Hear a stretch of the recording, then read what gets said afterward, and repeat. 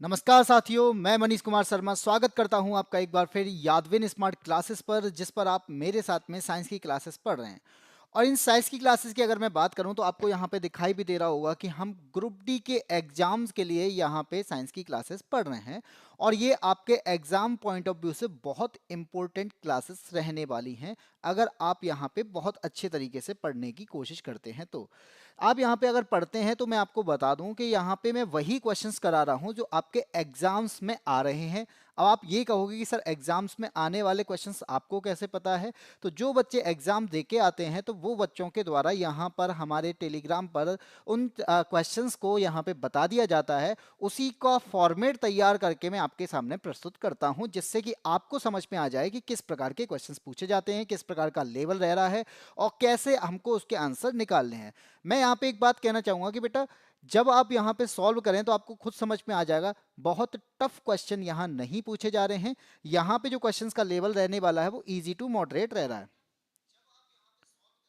ठीक है, अब आप स्टार्ट करते हैं क्लास को स्टार्ट करने से पहले मैं आपको बता दूं कि बेटा, अगर आपको बहुत अच्छे से तैयारी करनी है तो इसके लिए मैंने आपकी प्लेलिस्ट बनाकर तैयार कर दी है। तो आप चाहते हैं कि मैं सर बहुत अच्छी तरीके से चाहता हूं कि मैं 20 से प्लस नंबर लेके आऊं, तो आप इस प्लेलिस्ट पे जाकर सारी क्लासेस को देख सकते हैं। अब क्लासेस इसमें 60 के ज़्यादा हैं, लेकिन मैं फिर भी कहूँगा कि आप कम से कम 10 से 15 क्लासेस ज़रूर देखें, जिससे आपको यानी लास्ट की 15 क्लासेस में आपको खुद पता चल जाएगा कि ऐसे क्वेश्चंस अगर आएंगे तो सर ने जिस तरीके से बताया है मैं इसको सॉल्व कर लूंगा।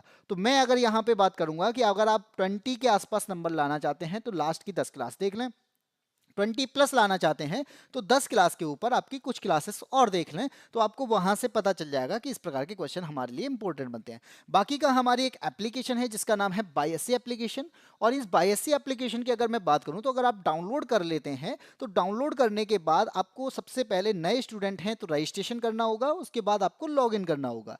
जैसे ही आप लॉग इन करते हैं तो आपको यहां पर पता चल जाएगा कि ये हमारा होम पेज है, कि आप चाहते हैं कि सर अच्छे तरीके से पढ़ना चाह रहे हैं, आप चाहते हैं कि हमें ऐसा कोर्स मिल जाए जहां पर आप लोग बहुत अच्छे तरीके से समझा रहे हैं, आप कंसेप्ट क्लियर करना चाहते हैं, आप थ्योरी भी पढ़ना चाहते हैं, आप इमेजिनेशन बिल्ड करना चाहते हैं और एग्जाम क्वालिफाई करना चाहते हैं, तो सारी चीजों के लिए आपको एक कहते हैं ना, वन स्टॉप सॉल्यूशन, वो है आपका बायसी ऐप। और इस बायसी ऐप पर आप पेड कोर्सेज अगर लेते हैं, अब आप कहेंगे सर पेड कोर्सेज बेच रहे हैं। बेटा, पेड कोर्सेज बेच नहीं रहा हूं, एक प्रकार से मैं ये कह रहा हूं कि अगर आपको 99 रुपए खर्च करने के बाद में एक साल का पूरा कोर्स मिल जाए, जिसमें आपको सारी क्लासेस कवर करा दी जाएं, जिसमें आपको सारे सब्जेक्ट कवर कराए जाएं, सारे टीचर्स आपको अच्छी तरीके से पढ़ाएं, आपके सारे डाउट को क्लियर करें, तो मुझे नहीं लगता कि हम यहाँ पे कोर्स बेच रहे हैं, हम एक प्रकार से सेवा दे रहे हैं, जो कि एक समाज सेवा के रूप में आपके सामने आ रही है।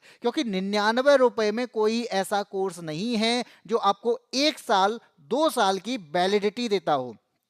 यहाँ पे जितने भी बैचेस आपने देखे होंगे वो 600, 900, 1000, 1500, 2000, 4000 तक के आपको कोर्स दिखते होंगे, लेकिन हम सब कुछ कंबाइंड आपको 99 में दे रहे हैं। आप चाहते हैं होमगार्ड की तैयारी करना, आप चाहते हैं एसएससी सीजीएल की तैयारी करना, आप जीडी की तैयारी करना चाहते हैं, आप यूपीएसआई की तैयारी करना चाहते हैं, कांस्टेबल की तैयारी करना चाहते हैं, ग्रुप डी की तैयारी करना चाहते हैं, सब कुछ आपको 99 में मिलने वाला है। अगर आप चाहते हैं तो आप यहाँ पे डेमो क्लासेस भी देख सकते हैं, आपके मन के ऊपर है तो। क्योंकि डेमो क्लासेस से आपको पता चल जाएगा कि टीचर किस लेवल तक आपको पढ़ा रहा है, टीचर किस स्किल्स के साथ में आपको पढ़ा रहा है, टीचर आपको क्या प्रोवाइड कर रहा है, टीचर यहाँ पे चीजों को किस तरीके से एक्सप्लेन कर रहा है, सब कुछ आपको एक डेमो क्लास में पता चल जाता है। और उसके बाद आप कोई भी कोर्स ले सकते हैं। ठीक है, तो चलिए स्टार्ट करते हैं आज की क्लास। और आज की क्लास में सबसे पहले मैं आपको बता देता हूं कि आपको सबसे पहले शेयर कर देना है अपने अपने साथियों को, जो पढ़ना चाहते हैं, जिनको लगता है कि सर यहाँ पे अच्छा पढ़ा रहे हैं। तो कहते ना कि एक मदद के तौर पर,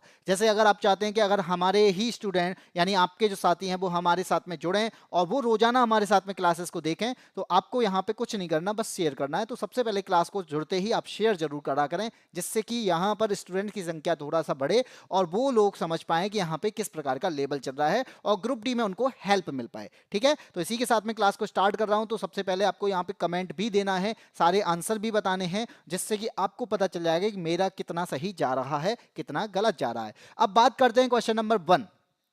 क्या कहता है भाई? ये कहता है एक पत्थर को ऊपर की ओर 12 मीटर पर सेकंड के प्रारंभिक वेग से फेंका गया है। यहां पे क्या किया जा रहा है, एक पत्थर ऊपर की ओर फेंका गया है। अगर मैं इसको पत्थर मानूं और इसको ऊपर की तरफ फेंकूं तो 12 मीटर पर सेकंड के वेग से मैंने अगर इसे फेंका है तो ये प्रारंभिक वेग है, ना कि अंतिम वेग। और अगर ये प्रारंभिक वेग है तो सर प्रारंभिक वेग जो होता है उसे u से रिप्रेजेंट करते हैं। बिल्कुल सही बात है बेटा। कितना दिया है, 12 मीटर पर सेकंड दिया है, ये भी बात सही है आपकी। फिर ये कहता है कि 1 सेकंड बाद उसका वेग कितना होगा, यानी हमें यहां पे टाइम दे रखा है कितना, 1 सेकंड का टाइम दे रखा है और वो पूछ रहा है कि इसका वेग कितना होगा, जो कि एक अंतिम वेग पूछ रहा है। और यहां पर इसने g की वैल्यू दी है कि g की वैल्यू आपको यहां पर यूज जो करनी है वो कितनी करनी है, वो 9.8 करनी है। तो आप यहां पे क्या करेंगे, g की वैल्यू लेंगे 9.8 मीटर पर सेकंड स्क्वायर और b की वैल्यू आपको पता करनी है जिसे हम अंतिम वेग कहते हैं। लेकिन ऑप्शन में ये कह रहा है कि जो अंतिम वेग है ना वो यहां पे नीचे की ओर लगेगा, ऊपर की ओर लग रहा है, या फिर यहां पर कुछ और लग रहा है, वो हम बाद में देखेंगे। आंसर देखते हैं क्या आने वाला है। सबसे पहले मैं आपको बता दूं कि इसमें यूज क्या करना है। बेटा एक चीज सोचो कि हमें दिया क्या है, सर हमें यहाँ पे u दिया है यानी प्रारंभिक वेग, t दिया है, g दिया है, b दिया है। क्या कोई ऐसा समीकरण, ऐसा कोई फॉर्मूला होता है जिसमें b, u, g और t आते हों? तो आप क्या कहेंगे, सर अगर हम यहाँ पे गति के समीकरण की बात करें ना, किसके समीकरण की, गति के समीकरण की अगर हम यहाँ पे बात करते हैं तो b बराबर होता है u प्लस ए टी। क्या होता है, u plus A T. Sir यहाँ a दिया है, यहाँ हमें a दिया ही नहीं है बेटा। a मतलब होता है एक्सेलरेशन और g मतलब भी क्या है, एक्सेलरेशन ही होता है, क्योंकि अगर वस्तु ऊपर या नीचे की ओर गति करती है वहां पे एक्सेलरेशन यानी त्वरण जो होता है वो हम g को यूज करते हैं। जब यहाँ पे क्षैतिज रूप से कोई गति करती है तो वहां पर एक्सेलरेशन a यूज होता है। यहां पर याद हो क्या। दूसरा, वस्तु जा कहां रही है भैया, हमने ऊपर की ओर फेंकी है। कहां फेंकी है, हमने ऊपर की ओर फेंकी है। तो इसका मतलब यह है कि अगर हम कोई भी वस्तु ऊपर की ओर फेंकते हैं तो यहां पर आपको पता चल गया होगा कि ये ग्रेविटी के अगेंस्ट जा रहा है। और ग्रेविटी कहां काम करती है सर, नीचे की ओर काम करती है। तो ग्रेविटी के अगेंस्ट है, इसलिए यहां पर माइनस का यूज कर लेंगे और बी की वैल्यू यहां पे क्या हो जाएगी, u माइनस जी टी हो जाएगी, क्योंकि वस्तु ऊपर है। अगर वस्तु नीचे की ओर आ रही होगी तो नीचे की ओर आने पर यहां पे हम 80 का मतलब प्लस का जीटी यूज करते। ये बात समझ में आ गई। अब इसको सॉल्व करना है और सॉल्व करने के बाद आपको यहां पे आंसर बताना है कि क्या आंसर होगा। तो यहां पे हमें बी पता है, नहीं पता है, यू पता है, हाँ जी पता है, कितना है 12 है, माइनस कितना करना है सर, जी की वैल्यू को 9.8 और टी की वैल्यू कितनी दे रखी है बेटा, टाइम तो हमें 1 सेकंड दे रखा है। ऐसी स्थिति में 12 से हमें 9.8 हमको माइनस करना है। आंसर जो आएगा वो 2.2 आएगा और ये मीटर पर सेकंड हो जाएगा। अब आप एक बात बताओ कि सर ये वस्तु प्लस में आया है, और अगर ये प्लस में आया है तो वस्तु कहां जा रही है, ये सर ऊपर की ओर ही गति कर रही होगी। अगर ये आंसर आपका माइनस में आ जाता तो इसका मतलब होता कि वस्तु जो है वो नीचे की ओर गति कर रही है। तो आप क्या कहेंगे, सर वस्तु अभी भी हवा में है 1 सेकंड के बाद और कितने गति कर रही है, अंतिम वेग उसका क्या है बेटा 2.2 है। इसलिए ऑप्शन नंबर सी यहां पे सही हो जाएगा। तो यहां हम क्या कह रहे हैं, ऑप्शन नंबर सी किस प्रकार से सही है, क्योंकि वस्तु अभी भी 1 सेकंड बाद ऊपर की ओर ही गति कर रही है, और जब वस्तु ऊपर की ओर गति कर रही है तो आंसर प्लस में आएगा, और यहां पर ऊपर की ओर नहीं होती, नीचे की ओर जा रही होती तो आंसर यहां पे माइनस हो जाता। ठीक है, चलिए आगे बढ़ते हैं क्वेश्चन नंबर 2 की तरफ। क्वेश्चन नंबर 2 यहां पे क्या कहता है, क्वेश्चन नंबर 2 यहां पे कहता है कि शुक्राणुओं को पोषण प्रदान करने वाली ग्रंथि या फिर इनमें से ग्रंथियां हैं तो वो कौन सी है। सर यहाँ पे अगर हम बात करें, शुक्राणु को हम स्पर्म कहते हैं, हाँ जी कहते हैं, और स्पर्म जो है वो यहाँ पे प्रजनन के काम आता है, हाँ जी आता है। तो क्या सर इसे पोषण की जरूरत पड़ेगी, बिल्कुल पड़ेगी भाई। पोषण की जरूरत पड़ेगी तभी तो वो यहां पर एक जगह से दूसरी जगह जाने के लिए एनर्जी का यूज कर पाएगा। पोषण की जरूरत पड़ेगी तभी तो इसके अंदर फ्रक्टोज पाया जाता है। पोषण की जरूरत पड़ती है तभी तो यहां पे इसके अंदर गतिशीलता होती है। पोषण की जरूरत पड़ती है तभी तो ये क्षारीय होता है। तो इसका मतलब क्या है कि यहां पर स्पर्म जो है वो सर टेस्टिस में बनता है, जो आपको यहां पर दिखाई दे रहे होंगे, यानी वृषण में बनता है। और अगर वृषण में बनेगा तो इन्हें जीवित रहने के लिए, और जीवित रहने के लिए इन्हें तैरना भी है, इन्हें जीवित रहने के लिए एनर्जी भी चाहिए, तो क्या किया जाएगा, तो इन्हें तरल माध्यम में और पोषण की आवश्यकता दोनों देनी पड़ती है। अब पोषण इन्हें देगा कौन, कोई ना कोई ग्लैंड देगी सर। मतलब यहां पर टेस्टिस ने तो स्पर्म का निर्माण कर दिया है, लेकिन इन्हें पोषण चाहिए, इन्हें न्यूट्रिएंट्स चाहिए एनर्जी के लिए, तो यहां पर अदर श्रेणी, हमें अदर ग्रंथियों की जरूरत पड़ेगी जो यहां पे इन चीजों को देंगी। जैसे यहां पर जैसे ही हमारे स्पर्म का निर्माण हो जाता है तो कुछ ग्रंथियां जो हैं वो इसमें काम करने लग जाती हैं। जैसे आपका है, एक है सेमिनल वेसिकल। ये क्या है भैया, सेमिनल वेसिकल यहां पर क्या करती है, ये स्पर्म का 60 से 70% पार्ट यही बनाती है। एक मिनट रुकिएगा बेटा, क्लास रुक गई है।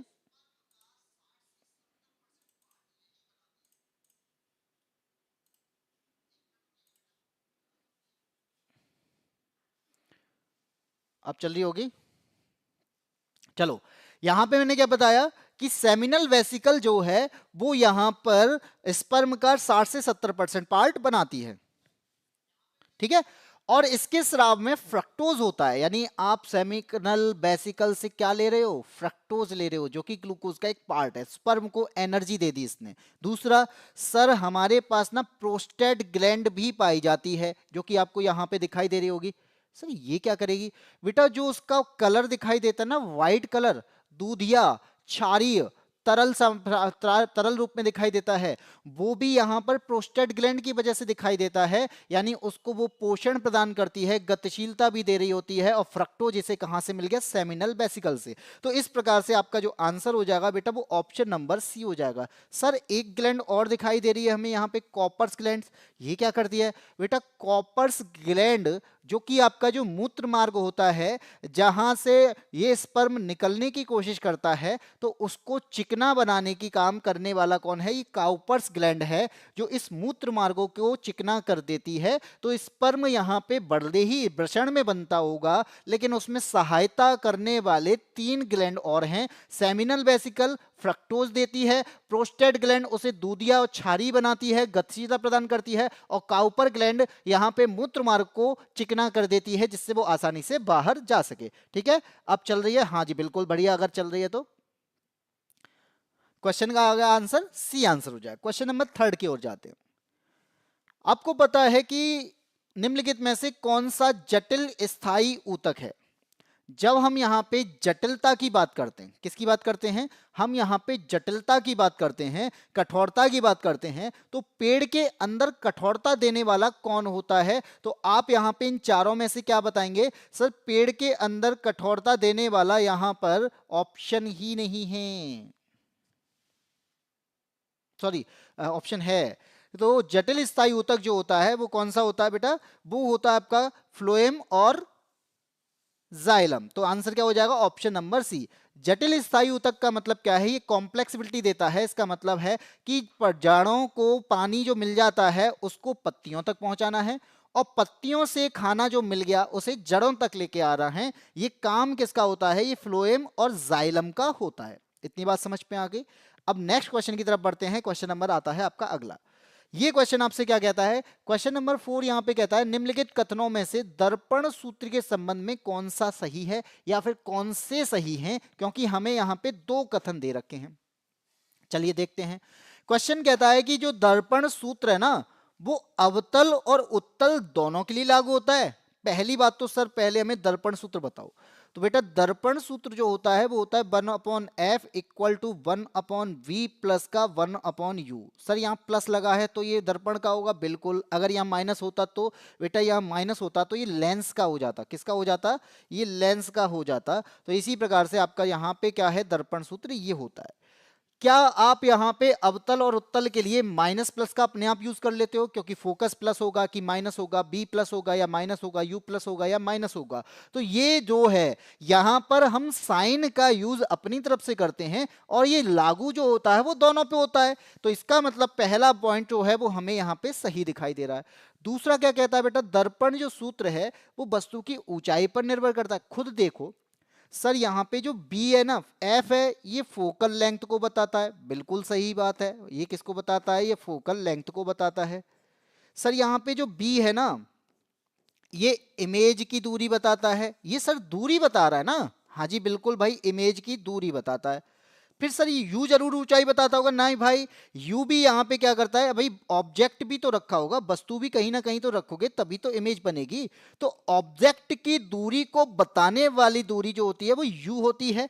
इमेज की दूरी जो है, इमेज जहां बनेगी वो बी होती है। और लेंस यानी दर्पण की जो फोकल लेंथ होती है वो एफ होती है। तो कहीं पर भी सर ऊंचाई मुझे नहीं दिखाई दे रही है, इसलिए बी वाला यानी सेकंड वाला जो ऑप्शन है वो गलत हो जाएगा। तो हमारा कौन सा सही है? हमारा केवल पहला कथन सही है और इसी वजह से मैं इसका आंसर कौन सा लगाने वाला हूं? ऑप्शन नंबर ए लगाने वाला हूं। ये बात समझ में आ गई?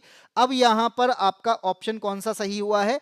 ए सही हुआ है, क्योंकि दर्पण सूत्र दोनों पर लागू होता है, लेकिन ऊंचाई बताने वाला मैग्निफिकेशन होता है, आवर्धन होता है, ये ऊंचाई पर निर्भर नहीं करता दर्पण का फॉर्मूला। ये बात समझ में आ गई?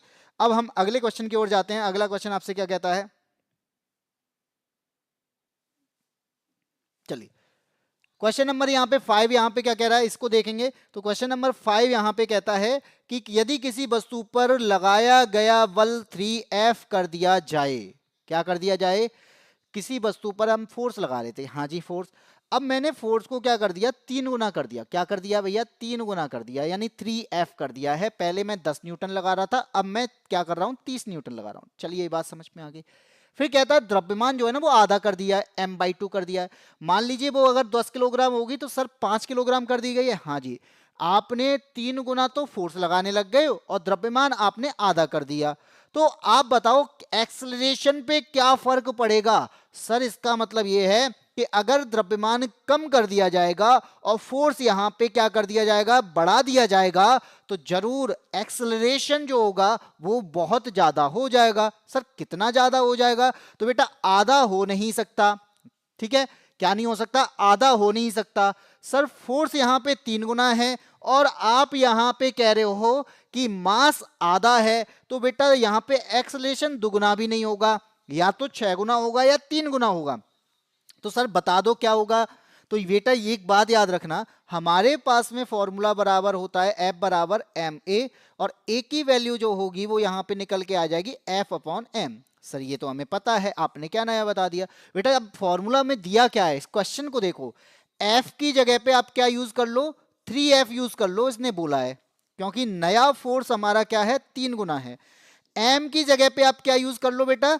आधा कर दो। यहाँ पे नया मास जो है वो हमारा m/2 है, तो यहाँ पे नया एक्सलेशन यानी a डैश क्या हो जाएगा?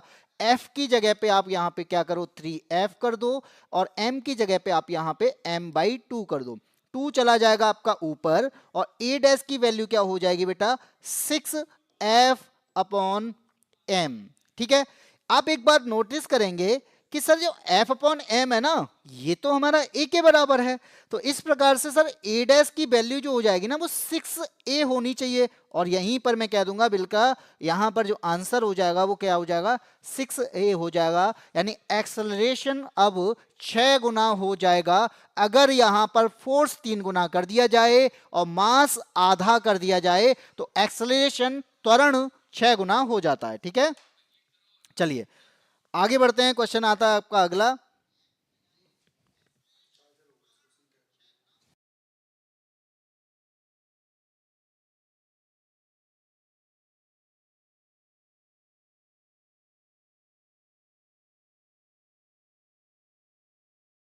नेक्स्ट क्वेश्चन है क्वेश्चन नंबर 6।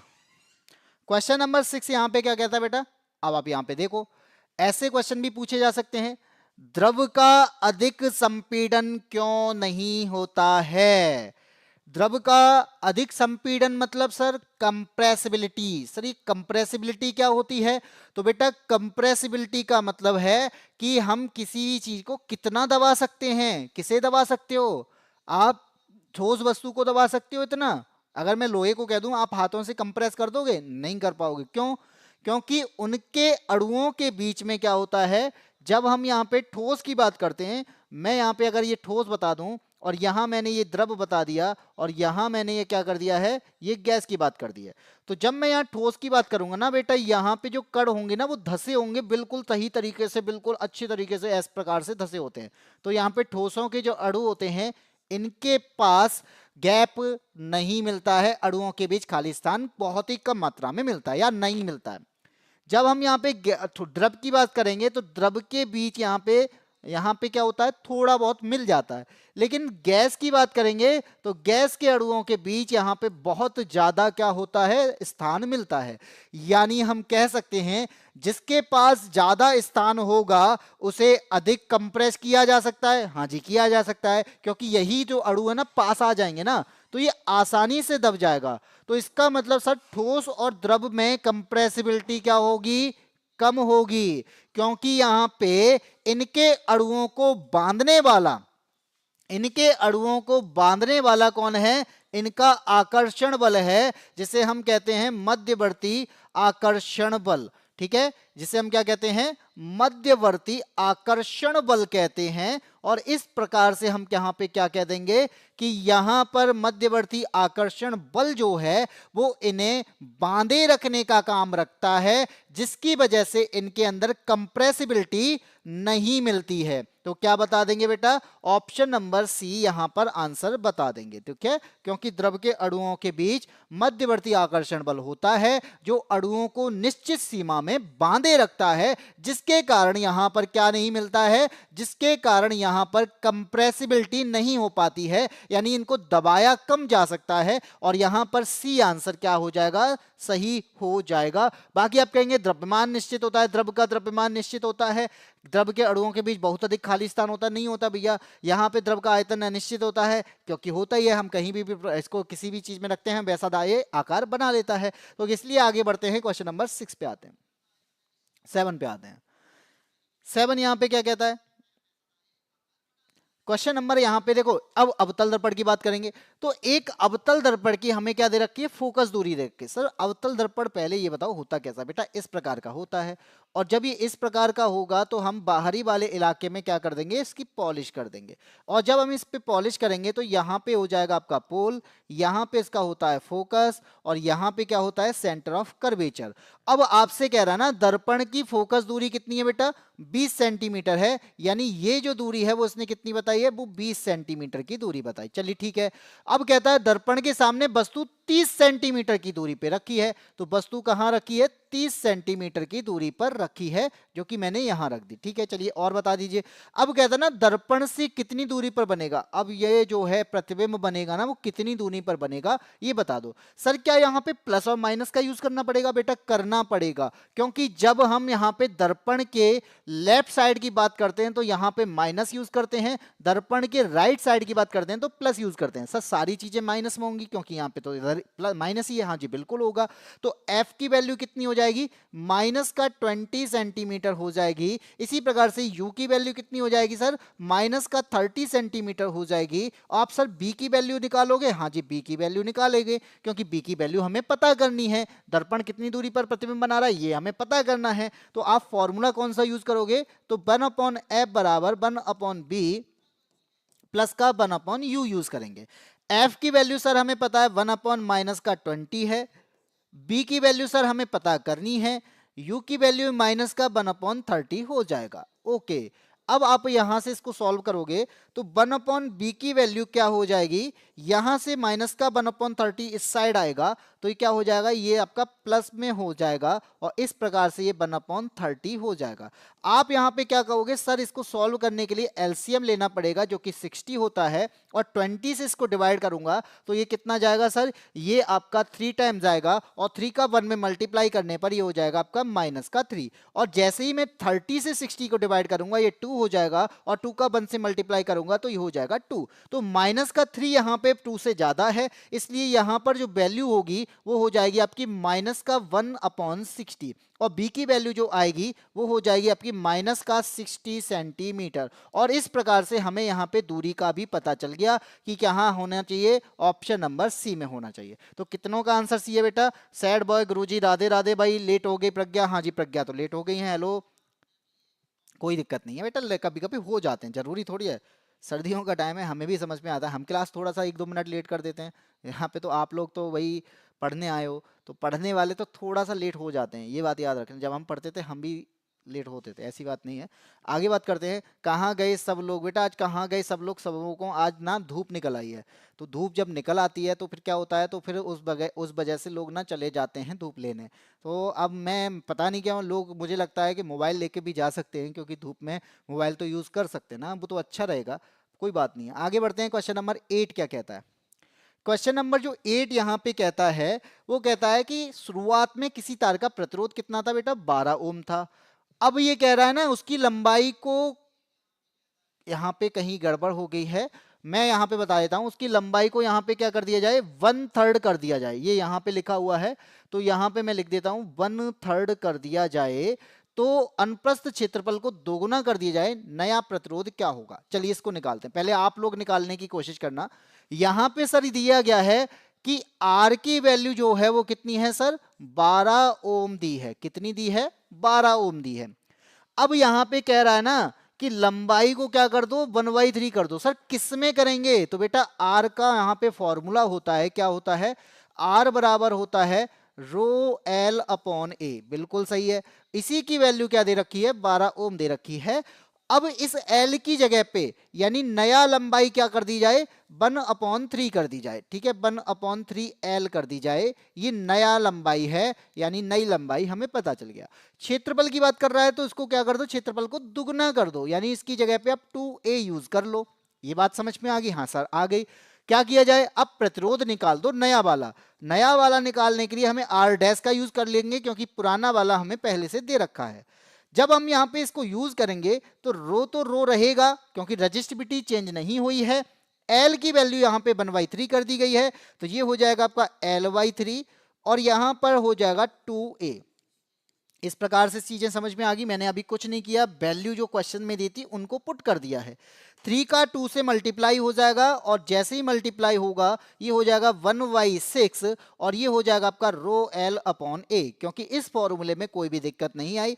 सर एक चीज बताइए, क्या बताऊं बेटा, कि रो एल अपॉन ए है ना, ये तो आर के बराबर है, हाँ जी बिल्कुल सही बात है। तो क्या मैं यहाँ पे आर डैश बराबर 1/6 इंटू आर नहीं कर सकता, बिल्कुल कर सकते हो बेटा। और जैसे ही मैं इसको आर कर दूंगा तो यहां पे क्या हो जाएगा, आर डैश की वैल्यू क्या हो जाएगी, 1/6 मल्टीप्लाई आर की वैल्यू सर 12 दे रखी है, हाँ जी दे रखी है, तो क्या हो जाएगा, डिवाइड करने के बाद ये वैल्यू जो आएगी वो 2 आएगी। और सर ओम यहाँ पे मात्रक होता है प्रतिरोध का, तो इस प्रकार से हम कह सकते हैं कि आंसर क्या हो जाएगा, ऑप्शन नंबर सी हो जाएगा, जबकि आपका आंसर सही गया है। ठीक है, कैसे बताया मैंने, आर की वैल्यू यहाँ पे 12 ओम दी थी, बिल्कुल सही बात है। और सर यहाँ पे देखो आर का फॉर्मूला होता है वो रो एल अपॉन ए होता है, यानी आपने रो एल अपॉन ए की वैल्यू 12 ओम मानी होगी, बिल्कुल बात सही कह रहे हो। सर इस एल की जगह पे 1/3 कर दिया जाए, क्योंकि क्वेश्चन में दिया है कि लंबाई जो है ना 1/3 कर दो, कर दी, एरिया दोगुना कर दो, कर दिया। सारा जो है नया प्रतिरोध निकाल के बता दो, तो नया प्रतिरोध क्या हो गया बेटा, जो वैल्यू थी उनको पुट करने के बाद में ये बन के आया 1/6 रो एल अपॉन ए। और जैसे ये रो एल अपॉन ए आ गया, मेरा दिमाग सनक गया, और मैंने कहा सर आर की, ये तो rho L upon A R की वैल्यू है, तो हमने क्या किया, ठीक है बेटा इसकी जगह पे आर यूज कर लेते हैं, कर लिया। फिर क्या किया जाए, सर आर की वैल्यू तो क्वेश्चन में 12 दे रखी है, तो 12 यूज कर लो बेटा, तुम क्यों गुस्सा हो रहे हो, 12 कर दिया। और जैसे ही मैंने 12 किया तो ये 6 कहता है ना कि इसे तो मैं काट दूंगा, इसका मैं काट के जाऊंगा, कितनी बार, 2 बार, तो 2 बार काटा और 2 ओम आंसर आ गया। ठीक है, तो इस प्रकार से आंसर आपका मिल गया 2 ओम। आगे बढ़ते हैं, क्वेश्चन नंबर आता है 9। क्वेश्चन नंबर 9 यहाँ पे क्या कहता है कि हमारे पास में क्या है, पिता है और एक माता है, ठीक है। पिता से एक्स वाई गुणसूत्र आता है, हाँ जी बिल्कुल पता है सबको, पिता के पास में जो होता है वो एक्स वाई गुणसूत्र होता है। माता के पास में जो गुणसूत्र होते हैं वो कैसे होते हैं, वो एक्स एक्स गुणसूत्र होते हैं, ये भी बात पता है सर। तो बच्चे का लड़का होने का प्रतिशत कितना होगा, यानी उन फीमेल और मेल को मिलने के बाद में लड़के होने के चांसेस कितने होते हैं। तो आपके पास में यहां पर आंसर दे रखा है और आपको बताना है कि कितना चांसेस होगा। प्रज्ञा क्या बारात में आई हो, आंसर दो। हाँ भाई बारात में ही हूं, कोई बात नहीं है। देखो एक चीज याद रखना, अगर मैं आपको अलग तरीके से इसको समझाऊं जो कि आपको यहाँ पे आंसर भी दिख जाएगा। अगर मैं यहाँ पे कहूं कि फीमेल जो होती है, हाँ जी होती है, फीमेल के पास में कौन सा गुणसूत्र होता है सर, एक्स और एक्स होता है, बिल्कुल सही बात है। सर मेल के पास में कौन सा गुणसूत्र होता है, सर मेल के पास में एक्स और वाई होता है, जिसे हम सेक्स डिटर्मिनेशन वाला गुणसूत्र कहते हैं, ठीक है सर। अब क्या करें, तो बेटा जब ये एक्स, कौन सा एक्स भाई, गुणसूत्र वाला एक्स, कोई और एक्स नहीं, ये एक्स इस एक्स से मिलेगा, ये वाला एक्स इस वाले एक्स से मिलेगा, तो ये क्या बन जाएगा बेटा, एक्स एक्स बन जाएगा, क्या बन जाएगा, एक्स एक्स बन जाएगा, ठीक है सर, इतनी बात समझ में आ गई। अब ये वाला जो एक्स है वो इस वाले बाई से मिल जाएगा, तो क्या बना देगा बेटा, एक्स बाई बना देगा। चलिए सर ये भी बात समझ में आ गई।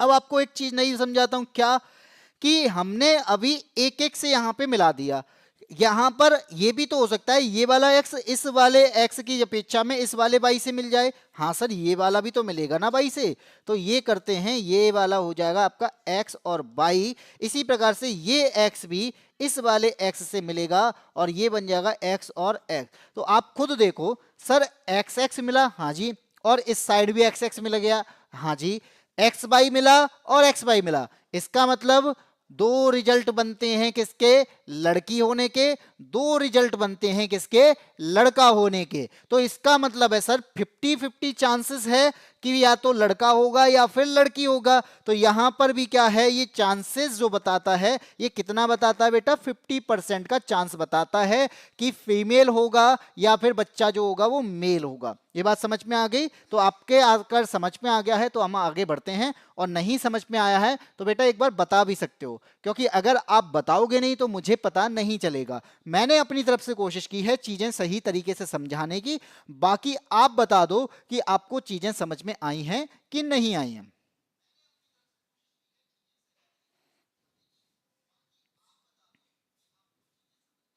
चलिए क्वेश्चन नंबर 10 क्या कहता है, क्वेश्चन नंबर यहाँ पे 10 कहता है कि जो पीओपी होता है ना, प्लास्टर ऑफ पेरिस, ये किससे बनाया जाता है। सर हम ये छतों पे कराते हैं वो वाला पीपी, हाँ पीओपी, हाँ जी बिल्कुल। सर कोई तोड़ देते हैं हम किसी को तो उसके प्लास्टर जो चढ़ता है वो पीओपी, हाँ जी बिल्कुल वो पीओपी। जो हम यहाँ पे जो बर्तन बनते हैं सर वो वाला पीओपी, हाँ जी वही पीओपी होता है। और पीओपी की बात करते हैं तो बेटा पीओपी का एक फॉर्मूला होता है, पीओपी का जो फॉर्मूला होता है वो क्या होता है, तो आप क्या कहेंगे सर, ये जो फॉर्मूला होता है वो CaSO4 हाफ H2O होता है, हाँ जी बिल्कुल सही बात है सर। इसे ना कैल्शियम सल्फेट कहते हैं, हाँ जी बिल्कुल सही, ये भी बात सही है, कैल्शियम सल्फेट के नाम से इसे जानते हैं।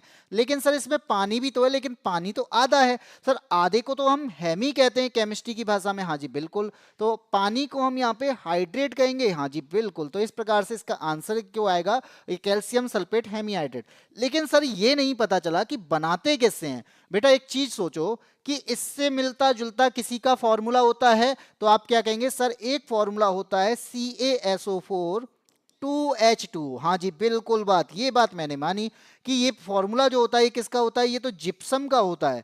यानी पीओपी बनाने के लिए हमें जिप्सम का यूज करना होता होगा, बिल्कुल करना होता होगा। सर इसका फॉर्मूला हाफ H2O है, हाँ जी, लेकिन इसके पास तो 2H2O है, तो क्या किया जाए, तो सर पानी को कैसे हटाया जा सकता है, बेटा गर्म कर दो। कितना गर्म कर दें बेटा, उबाल दो, बस उबाल दो, मतलब भाई 100 डिग्री सेल्सियस पे अगर आप उबाल दोगे, 100 से 120 डिग्री सेल्सियस के आप उबाल दोगे या गर्म कर दोगे, तो गर्म करने पर क्या होगा, यहाँ का जो पानी है वो जल जाएगा, और जलने के बाद में क्या हो जाएगा, ये बन जाएगा आपका हाफ H2O। सर बचा तो हमारा 1.5, जो 1.5 निकल गया ना, वो 1.5 अलग निकल जाएगा। तो इस प्रकार से हमने क्या किया, केवल उबालने वाला यहाँ पे टेम्परेचर लिया, 100 से 120 डिग्री का टेम्परेचर लिया। तो क्या बताएंगे यहाँ पे, तो क्वेश्चन आपका आंसर बताता है कि लगभग 120 डिग्री सेल्सियस पर गर्म करके हम यहाँ पे जिप्सम से पीओपी बना सकते हैं। क्या आपको यहाँ पे ये आंसर भी लगा था, बेटा अधिक ताप पे गर्म कर दोगे तो पानी पूरी तरह से जल जाएगा, और अगर पानी पूरी तरह से जल जाएगा तो वो पहले से ही ठोस आकृति बन जाएगा। तो क्या आप उसका यहाँ पर प्लास्टर में यूज कर सकते हो, क्या आप यहाँ पे पीओपी यानी जब हम प्लास्टर चढ़ा रहे होते हैं यहाँ पे, अगर वो पहले से ही कठोर है तो हमें यहाँ पे दिक्कत आएगी। तो इसीलिए क्या किया जाता है, इसको नर्म पहले बनाना होता है। तो नर्म कब बनेगा, जब इसका पास में थोड़ा बहुत पानी रहेगा, इसलिए हाफ H2O इसके पास रहता है, और यही जल्दी सूख जाता है, जिसके कारण ये जो है कठोर बन जाता है, और वही है प्लास्टर के काम में काम करता है, और कई टाइम तक यानी 40 से 45 दिन बाद हम उसे हटवा देते हैं। आगे बढ़ते हैं, क्वेश्चन नंबर 11 क्या कहता है, बेटा हमारे पास में इंडिकेटर दे रखे हैं। सर इंडिकेटर क्या होता है, हमारी गाड़ी में होता है वो इंडिकेटर, वो इंडिकेटर, हाँ वो भी तो इंडिकेट ही करता है। अगर वो बताता है कि मैं लेफ्ट जाना चाहता हूं या राइट जाना चाहता हूं, तो इसका मतलब इंडिकेटर केमिस्ट्री में भी बताएगा कुछ ना कुछ। क्या बताएगा सर, वो प्रकृति बताएगा कि जो आपका सॉल्यूशन है ना, या तो अम्ल है या फिर क्षार है, या तो वो एसिडिक है या फिर वो बेसिक नेचर का है। तो सर कैसे पता चलेगा, बेटा पता करने के लिए हम कुछ चीजों का यूज करते हैं। अगर उनके रंग में कोई बदलाव आ जाता है तो हमें पता चल जाता है कि वो प्रकृति यानी उनकी प्रकृति क्या है। जैसे आपको यहाँ पे दिखाई दे रहा होगा कि हल्दी जो है ना, प्राकृतिक सूचक होता है, भाई ये तो पता है, हल्दी नेचुरली मिल जाता है, और ये जो है ना अम्ल और क्षार की पहचान में सहायक होता है। बिल्कुल सही बात है। सर आप कैसे कह सकते हो पहचान, बेटा हल्दी है, हल्दी, हाँ जी हल्दी है, अगर हल्दी को अम्ल के साथ में मिलाया जाए तो यहां पर इसका क्या होता है, कलर बदलता है, नहीं बदलता है, रंग नहीं बदलता है, यानी परिवर्तन नहीं होता है रंग में। लेकिन सर अगर मैं इसको क्षार में मिला दूं ना, तो ये रंग कैसा हो जाता है, लाल भूरा हो जाता है।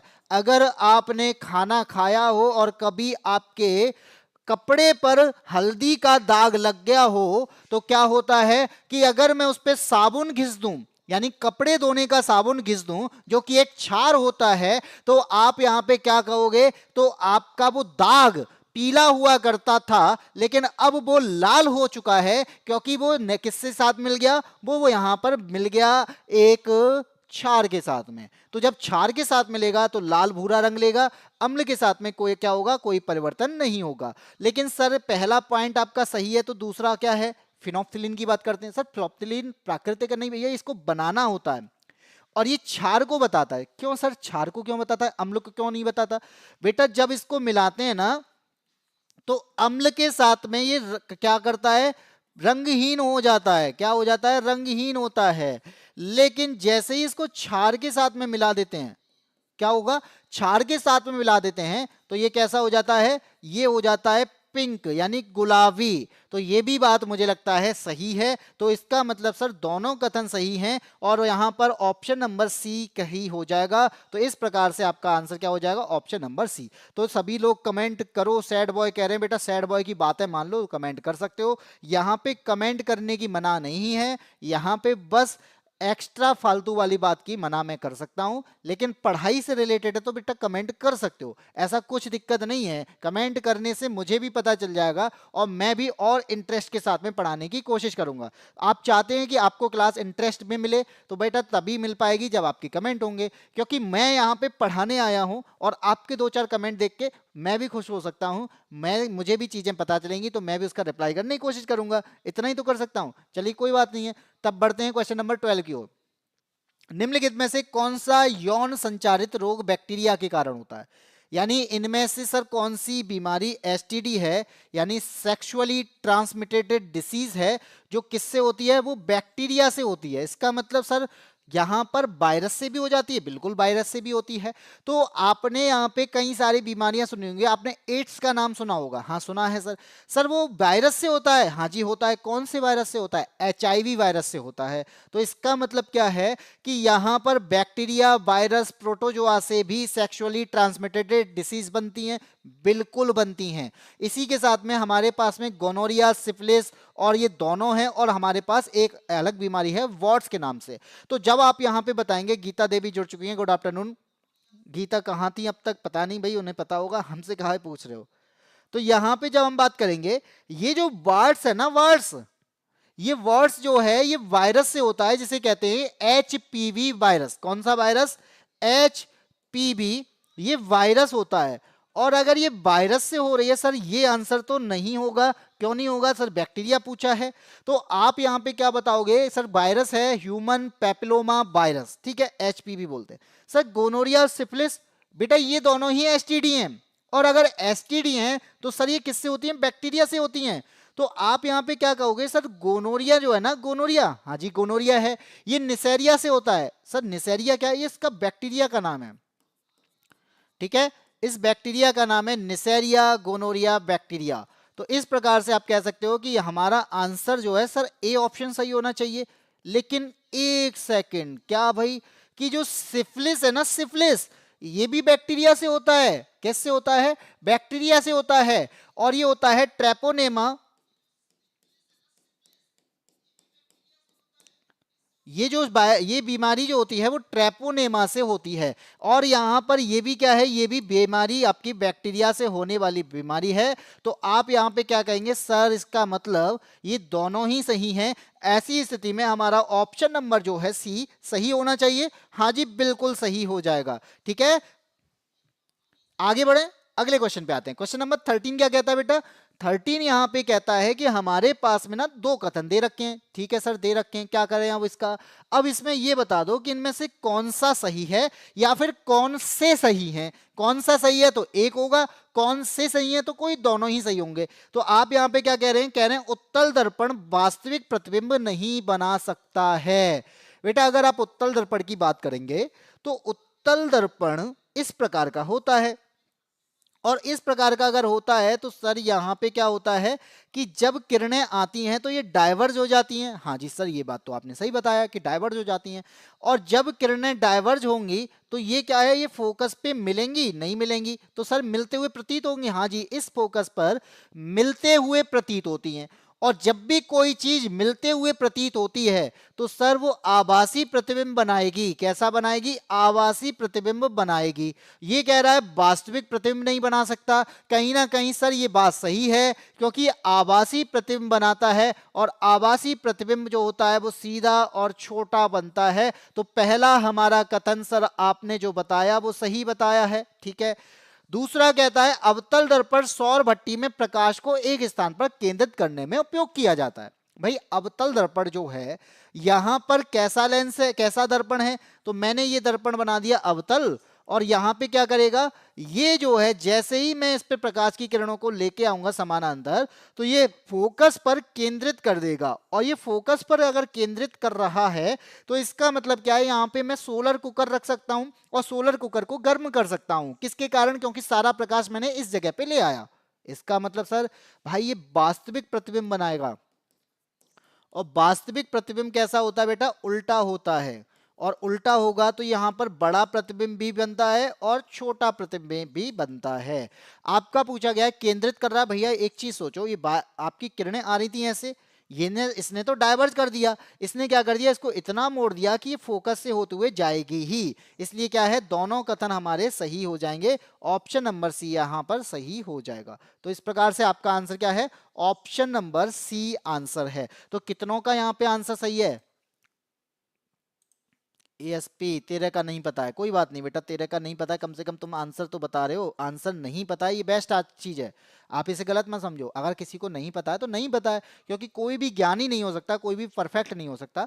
हाँ इतना है कि अगर नेट नहीं चल रहा है बेटा, नेट, अच्छा मेरा या आपका?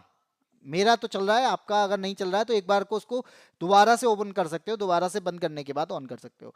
जब अम्ल किसी धातु कार्बोनेट के साथ अपक्रिया करता है तो क्या बनता है? सर पहली बात तो हमें धातु कार्बोनेट नहीं पता। धातु कार्बोनेट का मतलब है कि किसी धातु की कार्बन के साथ में अभिक्रिया हो जाती है तो धातु कार्बोनेट बन जाता है। सर एक एग्जाम्पल के रूप में बता सकते हो? बिल्कुल बता सकता हूँ कि धातु कार्बोनेट क्या है, Na2CO3 है। सर Na जो होता है वो सोडियम होता है, हाँ जी बिल्कुल। तो CO3 हमेशा इसका मतलब क्या है, कार्बोनेट होगा, हाँ जी बिल्कुल भाई, सोडियम कार्बोनेट है ये Na2CO3। ये बात तो पे पता चल गई। अब क्या किया जाएगा, इसकी क्रिया ना किसी से करा दो, अम्ल से करा दो। ये खुद कह रहा है भैया अम्ल से करा दो, तो मैं क्या करूं, अम्ल हमारा स्ट्रॉन्ग ले लेते हैं, कौन सा, HCl ले लेते हैं। बिल्कुल ले लिया। क्या बनाएगा, आप एक बात बताओ सर, सोडियम जो है ना, सोडियम, हाँ जी हाँ, ये बहुत ज्यादा अभिक्रियाशील है। अच्छा फिर क्या करेगा, तो ये क्या करेगा ना, इसके वाले साथी को अपनी तरफ खींच लेगा। ये इतना ज्यादा अभिक्रियाशील है कि अपना साथी छोड़ देता है और दूसरे के साथी को अपनी तरफ खींचने की कोशिश करता है। और कोशिश करने में क्या बना देगा, ये Na तो है ही है और इसका Cl भी इसने अपनी ओर खींच लिया, तो NaCl बन गया। क्या बचा बेटा आपके पास में, सर यहाँ पे 2 H ये बन गए और 3 ऑक्सीजन हमारे पास में बची हैं और 1 कार्बन बचा है। तो आप खुद सोचो, ये CO3 है ना, इसमें से कार्बन डाइऑक्साइड जो है वो बाहर हो जाएगी, ठीक है। फिर क्या बचेगा, 1 ऑक्सीजन यहाँ बचा, 1 हाइड्रोजन यहाँ पे बचा, 2 हाइड्रोजन यहाँ बचे, तो H2O बन जाएगा। तो इस प्रकार से जो NaCl बना है, इसे आप क्या कहोगे, सोडियम क्लोराइड, जो कि एक सॉल्ट होता है, जो कि एक लवण होता है। तो आप क्या बताओगे, क्या क्या बनता है बेटा, आप बता दोगे। हमारा एक लवण बना, इसके अलावा कार्बन डाइऑक्साइड बना, इसके अलावा पानी बना। तो ये आपका आंसर क्या हो जाएगा, ऑप्शन नंबर बी जो है वो यहां पर सही चीज बता रहा है कि यहां पर लवण, जल और कार्बन डाइऑक्साइड बन जाता है। ये बात समझ में आ गई। तो क्वेश्चन नंबर 13 का आंसर आपका क्या हो गया, क्वेश्चन नंबर 13 का आंसर आपका ऑप्शन नंबर सी हो जाएगा, आगे सॉरी बी हो जाएगा। क्वेश्चन नंबर 14 पर आते हैं। तंत्रिका तंत्र को आप जानते हैं, सर ये कौन है भाई, तंत्रिका तंत्र जो है ना, आपकी बॉडी को चलाने वाला अगर कोई है वो तंत्रिका तंत्र है। सर हमने तो सुना था कि हमारी बॉडी को चलाने वाला तो स्केलेटन होता है, यानी कंकाल होता है। बेटा कंकाल को चलाने के लिए भी तो कुछ चाहिए। आप अपने हाथ को ये इस प्रकार से कर रहे हो, ये कंकाल को चलाने वाला कौन है, ये है तंत्रिका तंत्र। आप इस चीज को पकड़े हो, इस चीज को पकड़ने में हेल्प करने वाला कौन है, ये तंत्रिका तंत्र। तो आप यहां पे क्या कह पाओगे कि सर तंत्रिका तंत्र जो है वो कोऑर्डिनेशन बनाता है कंकाल के साथ में और इस प्रकार से वो चलता है। लेकिन तंत्रिका तंत्र में कौन आता है, आप खुद बताओ कि सर तंत्रिका तंत्र में ना, तंत्रिका तंत्र 2 पार्ट में डिवाइड होता है। कौन कौन पार्ट में डिवाइड होता है, ये हमने कल भी पढ़ा था, CNS और PNS। सब PNS CNS क्या होता है, जो सेंट्रल में दिख रहा है वो CNS है। सर सेंट्रल में तो हमारा फेस है बेटा, फेस के अंदर के रब आप देखोगे इस खोपड़ी में कुछ ना कुछ तो होगा, तो इस खोपड़ी के अंदर क्या है, तो आप क्या कहेंगे सर हमारा ब्रेन है। और इस ब्रेन को सिग्नल देने वाला कौन है, तो आप क्या कहोगे सर स्पाइनल कॉर्ड है। तो आप यहाँ पे बताएंगे कि PNS में अंदर नर्व्स होती हैं और CNS में ब्रेन होता है, और ब्रेन ही हमें चलाए रखता है कि मैं अपना हाथ चलाऊं, कि मैं इसे देखूं, मैं उसे देखूं, मैं किसे देखूं, ये सारी चीजें जो हैं वो सब कराता है, ये ब्रेन कराता है। इसलिए आंसर क्या हो जाएगा, ऑप्शन नंबर सी हो जाएगा, जो कहता है कि तंत्रिका तंत्र का भाग मस्तिष्क और बेरुरज्जु होता है, क्योंकि हृदय फेफड़े आपका तंत्रिका तंत्र का पार्ट नहीं है, ना ही यकृत और गुर्दा है, ना ही मांसपेशियां और अस्थियां हैं। तो इसका आंसर क्या हो जाएगा, ऑप्शन नंबर सी हो जाएगा। राम रतन वाना जुड़ चुके हैं भाई, हेलो एवरीवन भाई, हेलो नमस्ते, गुड मॉर्निंग, नहीं सॉरी गुड आफ्टरनून। ESP का सी है, गीता देवी भी बता रही है बेटा। अच्छा 15 का आंसर सी है। क्वेश्चन नंबर आते हैं 16 पे। मानव के द्वारा बनाई गई निम्नलिखित में से कौन सी वस्तु जीवाणु या बैक्टीरिया के द्वारा अपघटित नहीं होती है। आप एक बात बताओ, सर हमने एक बात सुनी है, क्या सुनी है, कि एक पार्ट होता है जैव निम्नीकरण, हाँ जी होता है, जैव निम्नीकरण होता है। सर दूसरा की बात करेंगे तो एक होता है अजैव निम्नीकरण, ये भी बात सही है, तुम दोनों ने दोनों बातें सही बताई हैं। लेकिन आप खुद बताओ सर इनका मतलब क्या है, यानी जिसका अपघटन हो जाए, क्या हो जाए, जो अपघटित हो जाए, जिसका डिकम्पोजिशन हो जाए, वो तो जैव निम्नीकरण है, और जिसका अपघटन ना हो, जो अपघटित ना हो, तो वो कैसी है, वो यहाँ पे क्या है, जैव अनिम्नीकरण है।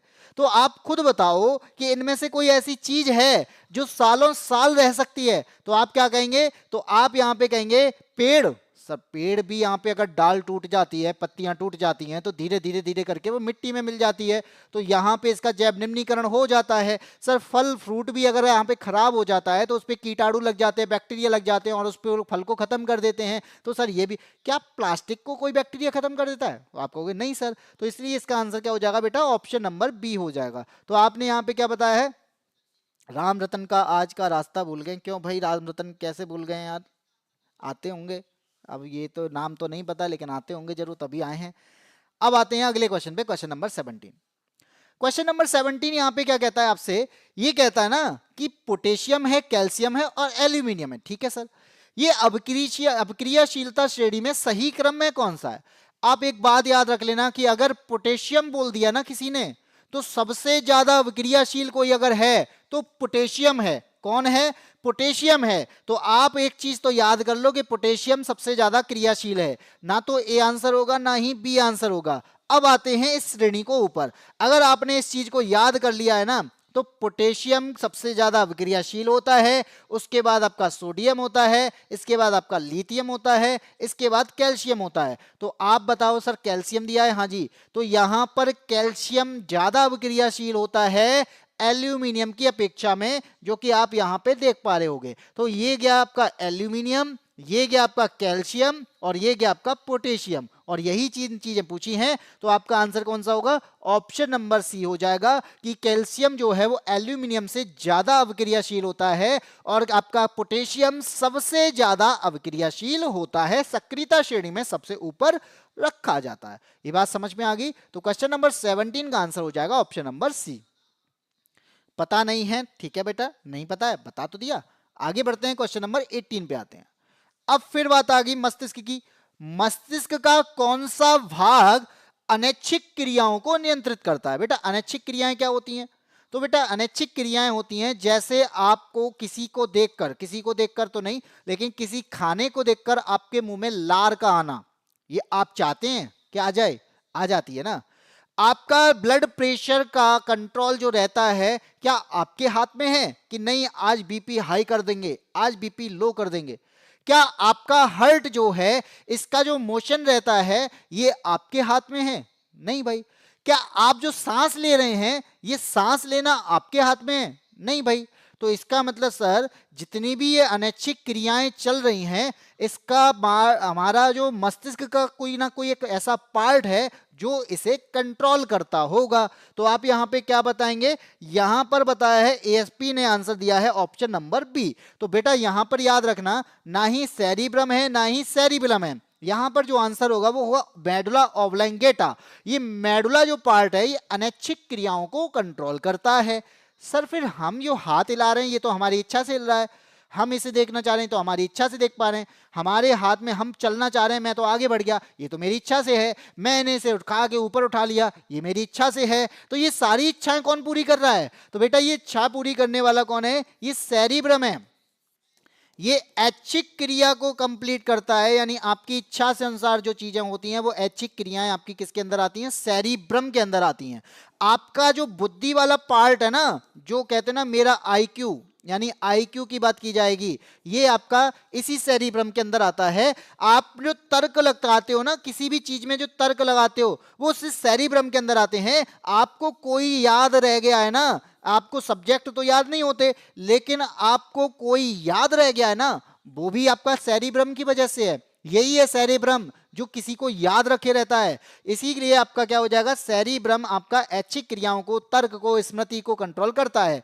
लेकिन सर ये सेरिब्रम क्या करता है? भैया ये हमारा कोऑर्डिनेशन बनाता है, संतुलन बनाता है हमारी मांसपेशियों के साथ में। मतलब दारू पीते हो?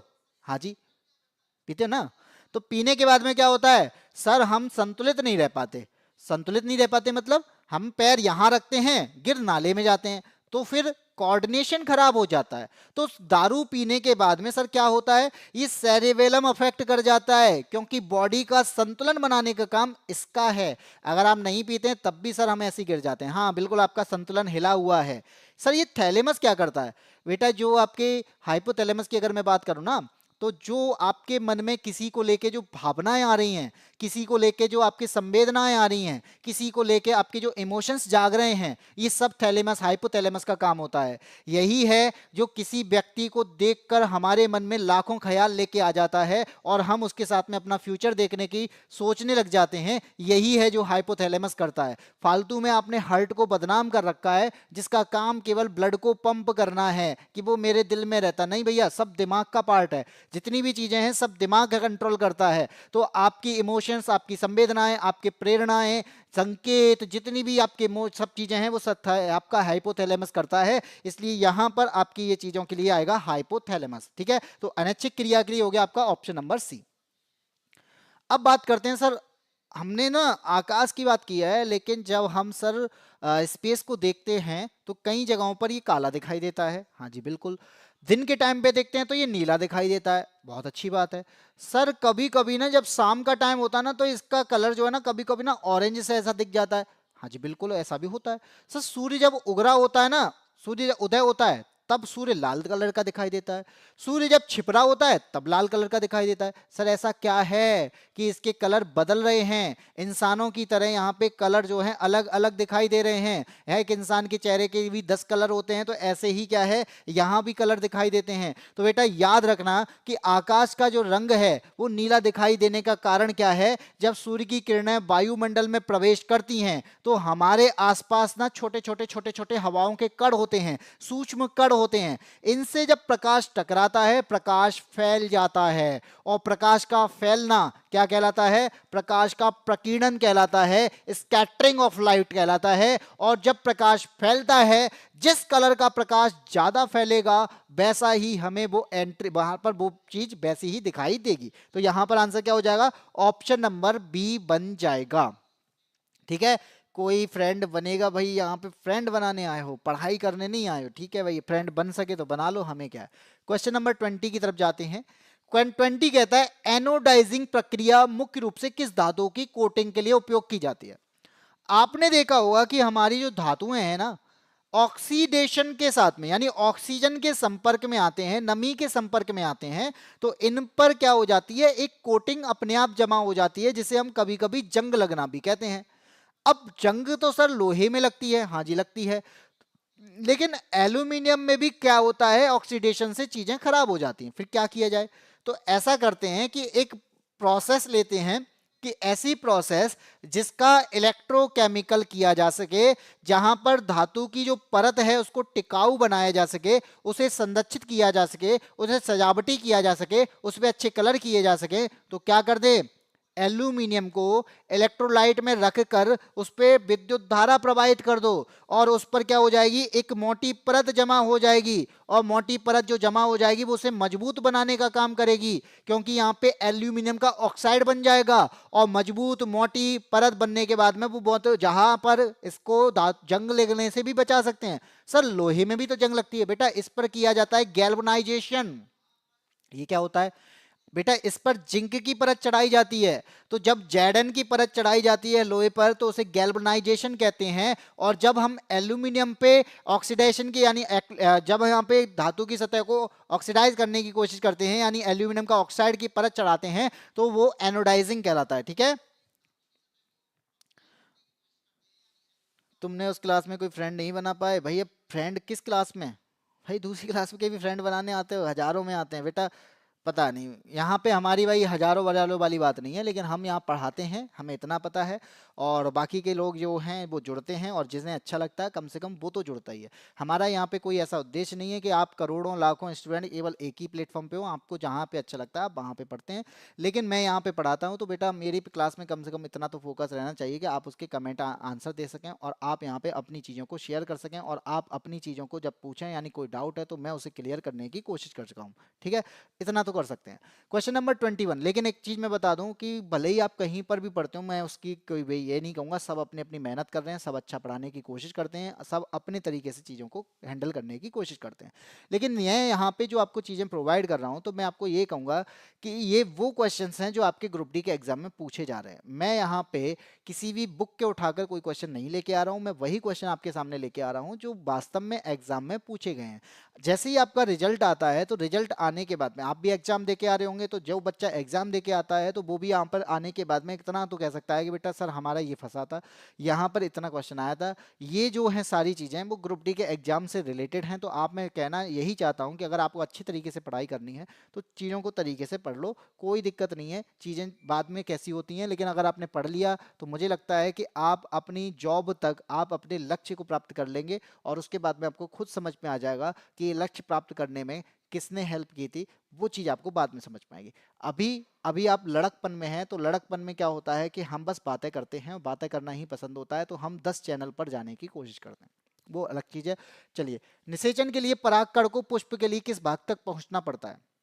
भाई हमारे पास में क्या है, मेल पार्ट होता है। पौधे में प्रजनन के भाग होते हैं, एक मेल पार्ट होता है, एक फीमेल पार्ट होता है। तो यहाँ पर मेल और फीमेल के पार्ट की जब मैं बात करूंगा तो आपको यहाँ पे क्या दिखेगा, ये जो आपका मेल पार्ट है, जो आपको येलो कलर का ये पार्ट आपको दिखाई दे रहा होगा, इसे कहा जाता है एंथर। क्या कहा जाता है? इसे एंथर कहा जाता है। और ये क्या करता है, यही है जो यहाँ पर क्या करेगा, वो इसमें जाने की कोशिश करता है। किस में जाने की भैया? ये जो आपको दिख रही है ना, ये ट्यूब टाइप का स्ट्रक्चर आपको दिखाई दे रहा है, ये ग्रीन ग्रीन वाला पार्ट आपको नीचे तक जाते हुए दिखाई दे रहा है, इसमें एंटर करने की कोशिश करता है, और इसको हम कहते हैं स्टिग्मा यानी वर्तिकाग्र। तो जब मेल पार्ट इस स्टिग्मा में एंटर करता है तब यहां पर भ्रूण बनता है, बीज बनता है, और बीज बनने के बाद ये फल में कन्वर्ट हो जाता है। तो फूल का फल में बनने की क्रिया को ही यहाँ पे क्या कहा जाता है, कि फूल का निषेचन हो रहा है। तो यहाँ पर हुआ क्या कि जो परागकण हैं, इनका पराग कोश से निकलकर कहाँ जाना है, इनका स्टिग्मा में जाने को ही यहाँ पे क्या कहते हैं, निषेचन कहते हैं। तो आपका ऑप्शन नंबर सी जो है वो यहाँ पर सही हो जाएगा। तो ऑप्शन नंबर सी जिसने बताया है वो बिल्कुल सही बताया है। बाकी की अगर नहीं बताया तो कोई बात नहीं है, मैंने बता दिया है, चीजों को समझ लो और आपका आंसर आ चुका है। क्वेश्चन नंबर 22 की तरफ जाते हैं। ये क्या कहता है? ये कहता है किसी वस्तु को उत्तल लेंस के फोकस और 2f के बीच रखा जाए। सर सर सर, मतलब उत्तल लेंस कैसा होता है? उत्तल लेंस होता है इस प्रकार का। हाँ जी सर, पता चल गया। अब ये होता है आपका क्या है, मेजर लाइन यानी मुख्य अक्ष। ये होता है आपका F1 और ये होता है आपका 2F1, ठीक है। इसी प्रकार से यहां भी क्या होता है, F2 होता है, और यहां पे क्या होता है, 2F2 होता है। चलिए ये भी बात पता चल गई। अब आप यहाँ पे क्या कहेंगे सर, कि हमने वस्तु को कहाँ रखा है, हमने F1 और F2 के बीच यानी 2F1 और F के बीच में रखा है, जो किसने बोला है। अब होगा क्या, अब आप यहाँ पे क्या देखेंगे कि हमारे पास में जो किरणें हैं वो किस प्रकार से जाएंगी। तो आप यहाँ पे कहेंगे कि हमारे पास में जो किरणें हैं ना वो किस प्रकार से जाने वाली हैं। तो एक किरण जो है वो इस प्रकार से जाएगी, उत्तल लेंस है तो उत्तल लेंस पे जाने का मतलब है कि ये कहाँ से निकलेगी, ये फोकस से होकर निकलेगी, ठीक है। अब आप यहाँ पे क्या देखेंगे कि हमारे पास में दूसरा तरीका क्या है सर, हमारे पास में जो दूसरा तरीका है वो ये है कि हम प्रकाशिक केंद्र से भी इसको निकाल सकते हैं। और जैसे ही हम प्रकाशिक केंद्र से इसे निकालेंगे, क्योंकि प्रकाशिक केंद्र पे ये सीधे जाके जाएगा, तो आप खुद देखो कि आपका यहाँ पर कहाँ पर फोकस, कहाँ पर बना है आपका इमेज, तो वो बना है 2F2 के बाद में। और जब ये 2F2 के बाद में बना है तो आपका जो आंसर हो जाएगा वो भी क्या हो जाएगा सर, 2F के बाहर बना है, इसलिए ऑप्शन नंबर बी जो है वो यहाँ पर सही हो जाएगा। तो आपसे पूछा गया है कौन सा ऑप्शन सही होगा, वो होगा 2F के बाहर बनेगा, यानी 2F के परे बनेगा। और इस प्रकार से आपका आंसर क्या बन जाएगा बेटा, उल्टा बना है, उल्टा बना है तो वास्तविक होगा, और यहाँ पर वस्तु से बड़ा बना है, तो इस प्रकार से यहाँ पे बड़ा, वास्तविक और उल्टा प्रतिबिंब दिखाई देता है जब वस्तु F1 और 2F1 के बीच में रखी जाए। तो ठीक है, तो इस प्रकार से आपका पता चल गया, बी ऑप्शन सही हो जाएगा। अरे यार अभी मैसेज करो ना बेटा, यहाँ पे बस पढ़ने आते हैं लोग, पता नहीं मैसेज करते ही नहीं है। लेकिन मैं मैसेज की अगर बात करूँ तो बेटा कम से कम आंसर तो दे सकते हो। मैं आंसर के लिए इतना कहता हूँ कि आंसर कमेंट बॉक्स में आंसर दो, आंसर दो, आंसर दो। बेटा यही चीज़ आपसे एग्जाम वाला भी कहता है कि बेटा ऐसा करो, OMR में आंसर दो, आंसर दो, आंसर दो। और जिस प्रकार से आप यहाँ पे आंसर नहीं देते हो, इसी प्रकार से आप OMR में आंसर नहीं देते हो। और जैसे आप यहाँ पे बस पढ़ के निकल जाते हो, ऐसे ही वहाँ से एग्जाम दे के निकल जाते हो। यहाँ से भी आपका रिजल्ट नहीं बनता है, वहाँ से भी आपका रिजल्ट नहीं बनता है। तो भाई चीज़ों को समझो, आंसर दोगे तभी आपका कॉन्फिडेंस बूस्ट होगा, तभी आपके अंदर कॉन्फिडेंस लेवल आएगा। आंसर नहीं दोगे तो आप ये कह रहे हैं कि सर पढ़ के निकल जाए तो आंसर, बेटा जब तक आप चीज़ों को, जब मैं ये कहता हूँ ना कि आप अगर किसी भी पहाड़, यानी कहते हैं ना कि जब आप यहाँ पे किसी भी व्यक्ति को देखते हो कि ये पहाड़ चढ़ रहा है, आपको कोई फर्क नहीं पड़ेगा, लेकिन जब आप खुद पहाड़ चढ़ने की कोशिश करते हैं तो आपके अंदर क्यूरियोसिटी जागेगी कि हाँ इसके पीछे है क्या, मैं भी देख के आता हूँ। यही चीज होती है, यही फर्क होता है। अब इससे ज्यादा मैं आपको समझा नहीं सकता, ठीक है। प्रज्ञा मिश्रा का आंसर ए है। राम रतन आंसर करो बेटा, ए तो आंसर इसका नहीं है। लेंस और एफ के बीच में नहीं बनेगा, F2 के बाहर बनेगा, 2F के बाहर ही तो बन रहा है। क्वेश्चन नंबर आता है 23। ये क्या कहता है? सर ब्लीचिंग पाउडर जिसे CaOCl2 कहते हैं, यानी कैल्शियम ऑक्सीक्लोराइड के रूप में जानते हैं, निम्नलिखित में से किस विधि के द्वारा तैयार किया जाता है? सर CaOCl2 को कैसे तैयार करें, आप इतना बता दो बेटा। अगर आपको मैं बता दूं कि CaOCl2 में है क्या क्या, तो आप कहेंगे सर कैल्शियम है, हाँ जी है, और क्या है, यहाँ पे क्लोरीन है, हाँ जी है, और ऑक्सीजन है। तो ऐसा कोई पार्ट जिसमें क्लोरीन की अभिक्रिया करा दो और बस से क्या बन जाए, आपका ब्लीचिंग पाउडर बन सकता है। तो सर कोई ऐसा है? हाँ जी है, CaOH का होल ट्वाइस। सर ये क्या होता है बेटा? CaOH का होल ट्वाइस को हम यहाँ पे कैल्शियम हाइड्रोक्साइड कहते हैं। क्या कहते हैं? कैल्शियम हाइड्रोक्साइड कहते हैं। सर कैल्शियम हाइड्रोक्साइड तो हमने सुना ही नहीं है, हमें लगता है सर इससे क्या कहते हैं, बिना बुझा हुआ चूना कहते हैं, सॉरी बुझा हुआ चूना कहते हैं। हाँ ये भाई दोनों नाम इसी के हैं, तो बुझा हुआ चूना ही कैल्शियम हाइड्रोक्साइड कहलाता है। तो आपसे अगर मैं ये कहूं कि इस बुझे हुए चूने की अभिक्रिया करा दो, किससे? क्लोरीन से, और जैसे ही आपने इसकी अभिक्रिया कराई तो क्या बनेगा, ये कैल्शियम क्योंकि ज्यादा अभिक्रियाशील है और इस Cl2 को अपनी ओर खींच लेगा। ये मैंने पहले ही बताया था कि कैल्शियम ज्यादा अभिक्रियाशील है तो ये Cl2 को अपनी ओर खींच लेगा, और इसी के साथ में अब जो बचेगा वो पानी बाहर निकल जाएगा, यानी H2O निकल जाएगा। तो क्या किया गया, क्लोरीन के साथ में अभिक्रिया कराई, किसकी? बुझे हुए चूने की। क्लोरीन के साथ में अभिक्रिया कराने पर क्या हो जाता है, यहां पर बनता है ब्लीचिंग पाउडर, ठीक है। बिल्कुल भाई, बाकी और क्या कर रहे हैं, बाकी पता नहीं क्या कर रहे हैं, कर तो रहे हैं कुछ ना कुछ, बाकी की बात ना करो, वे लोग रोज बारात में फ्री का खाना खाने आते हैं। क्वेश्चन नंबर 24 की बात करते हैं। भाई बल्ब को जानते हो आप लोग? भाई बल्ब को जानने का मतलब क्या है, बल्ब तो देखा ही है, सबके यहाँ पे लगे होंगे। सर हमारे यहाँ तो एलईडी लगता है। भाई एलईडी लगता है तो, लेकिन कभी कभी आपने पुरानी चीजों को देखा होगा तो बल्ब जो है ना वो इस प्रकार का होता है। कई लोग आते हैं ना जैन जी टाइप के, कहते हैं अरे हमें नहीं पता बल्ब क्या होता है। बेटा बल्ब इस प्रकार का होता है, आपने अगर देखा हो तो। अब इसमें ना फिलामेंट होता है, ये जो आपको बीच वाला पार्ट दिखाई दे रहा है ना, जो आपकी स्प्रिंग टाइप का होता है, ये जो दिख रहा है ना, ये आपकी इस प्रकार की स्प्रिंग होती है, छोटी बहुत ही पतली धारी होती है, स्प्रिंग होती है। अब ये स्प्रिंग जो होती है वो इसमें जुड़ी होती है, करती क्या है बेटा, ये करंट को आगे नहीं बढ़ने देती, छोटी सी स्प्रिंग करंट को नहीं जाने देती। मतलब करता क्या है सर, आपने क्या किया, आपने यहाँ पे करंट दे दिया, आपने क्या किया है, आपने इसे करंट दे दिया। जैसे ही आपने यहाँ पे करंट प्रोवाइड कराया, हाँ जी बिल्कुल सर करंट प्रोवाइड करा दिया, और आपने करंट प्रवाहित कर दिया, विद्युत धारा दे दी, तो होगा क्या कि इसका रेजिस्टेंस इतना ज्यादा है, क्या है इसका, इसका प्रतिरोध इतना ज्यादा है कि करंट को ये क्या नहीं बढ़ने देता है, आगे नहीं बढ़ने देता। चलिए ठीक है, ये बात मान ली। तो सर ये आगे नहीं बढ़ने देगा तो ये गर्म हो जाएगा, हाँ जी गर्म हो जाएगा, गर्म हो जाएगा तो ये टंगस्टन टूट जाएगा, यानी गलनांक इसका कैसा हो जाएगा, निम्न होना होगा, तभी तो खत्म हो जाएगा। भैया इसका गलनांक तभी तो ज्यादा होना चाहिए। तो यहां पर क्या है, गलनांक क्या हो, गलनांक भी बहुत ज्यादा हो। सर गलनांक किसका ज्यादा हो सकता है बेटा, टंगस्टन का ज्यादा होता है, इसलिए टंगस्टन का यूज किया जाता है बल्ब में। तो फिलामेंट जो बना होता है वो टंगस्टन का बना होता है, गलनांक बहुत ज्यादा होता है, प्रतिरोध बहुत उच्च होता है, और इसी वजह से इसका आंसर क्या हो जाएगा, क्योंकि टंगस्टन अच्छा चालक नहीं है, टंगस्टन का गलनांक बहुत कम होता है, गलनांक नहीं कम नहीं होता, ज्यादा होता है।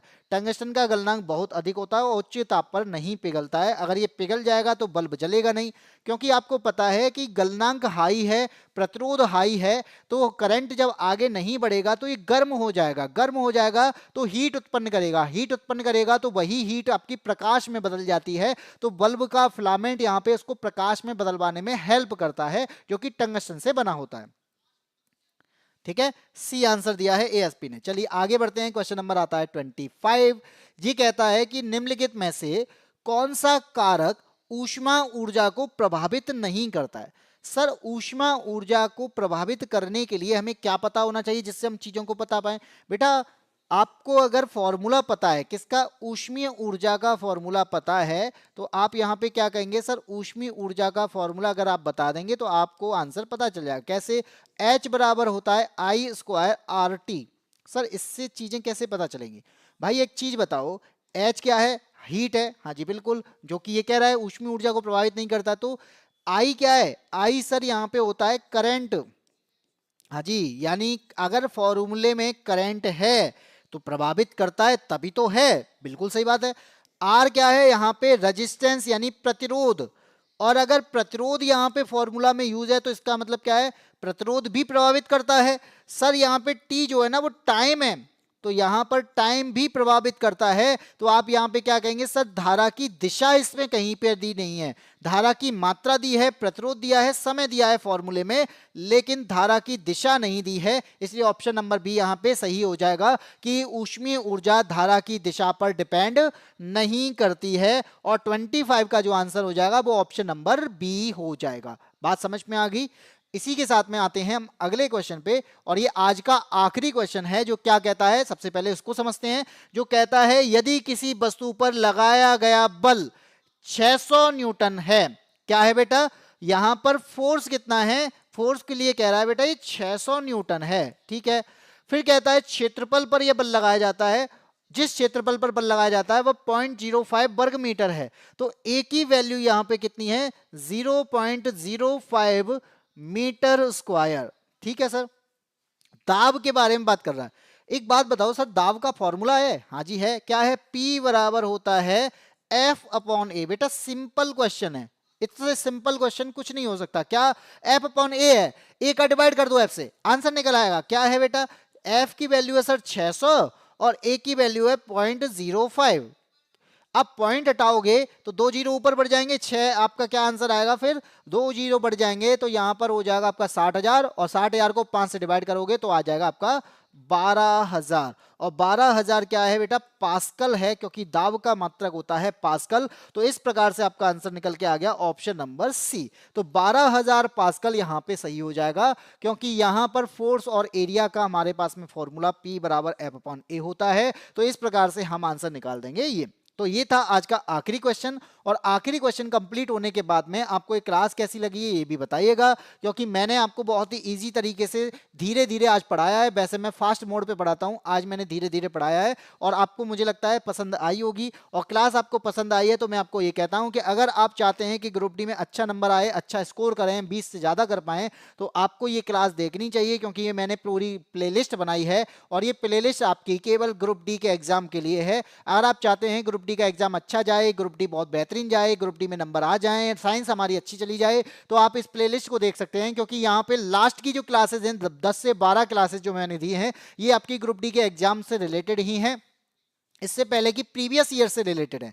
तो आप चाहते हैं कि सही तरीके से चीजें चलें, तो आप यहां पर इन क्लासेस को देख सकते हैं। और यहां पे राधे राधे दिव्यांशी बहुत ही जल्दी आ गए कल के लिए, क्योंकि आज की क्लास तो आपके एंड हो चुकी है। और एएसपी भाई thank you, sad boy thank you, तुम जुड़े हुए थे पता ही नहीं। राम रतन हो क्या, राम रतन, अच्छा दिव्यांशी राम रतन है कि राम रतन दिव्यांशी, ये नहीं मुझे पता है। बाकी का बेटा एक चीज मैं आपको बता दूं कि हमारी, अगर आपको चीजें समझ में आ रही हैं, तो हमारी एक एप्लीकेशन है बायसी ऐप, आप इसे डाउनलोड कर सकते हैं। और डाउनलोड करने के बाद में आप जैसे ही रजिस्टर लॉगिन करते हैं तो आपको यहाँ पे हमारा ये पेज दिखाई देगा। इस पेज में आपको यहाँ पे पेड कोर्सेज वगैरह दिखना स्टार्ट हो जाएंगे। पेड कोर्सेज है, फ्री कोर्सेज है, टेस्ट सीरीज है।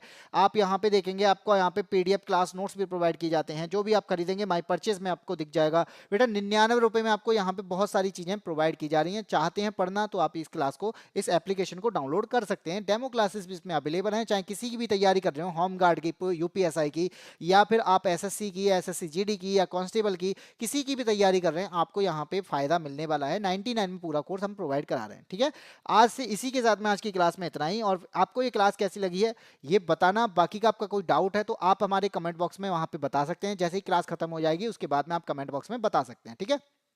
दूसरा, आपकी क्लास जो है वो 12 बजे रोजाना हो रही है, और 12 बजे का क्लास जो टाइमिंग है, इस टाइम पर मैं आपको रोजाना साइंस की क्लासेस प्रोवाइड करा रहा हूँ।